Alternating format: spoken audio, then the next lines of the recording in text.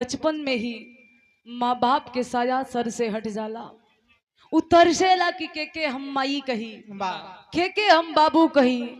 हे बाबू, दिन भर कहीं से भी जईबा, थकल रहीबा, अगर माई प्यार से एक लोटा पानी लेके जाई, बेटा पानी पीला, कुछ खैले हुआ कि ना खैले हुआ, तो लागत कि सारी देह के थकाई दूर हो गई।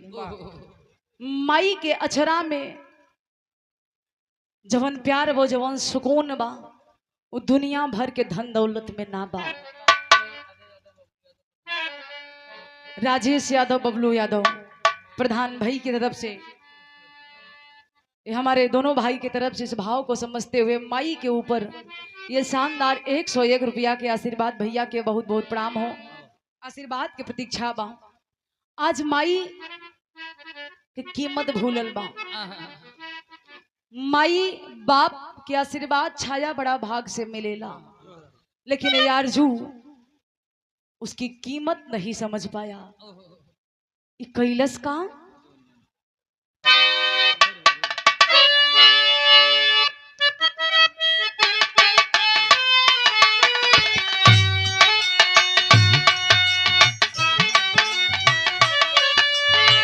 कर्जी के फल जग में देले विधाता हो,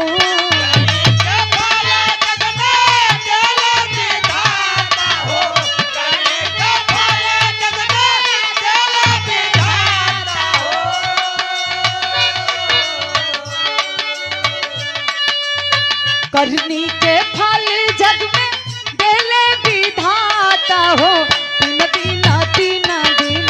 तीन दीना बाद के जी करिया ये बाबूजी,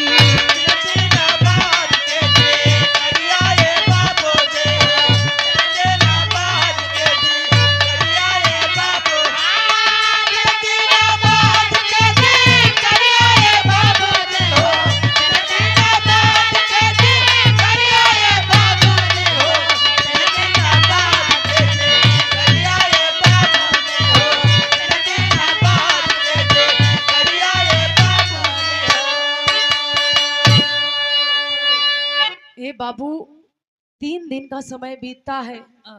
आज वैष्णो देवी का दर्शन करके वो पति पत्नी बेटे को लेकर घर आते हैं, कटरा शहर में रह रहे हैं। तीसरा दिन है, आरजू कहीं बाहर चला गया, रीतू अपने बेटे सुरेश के साथ मार्केट जा रही है।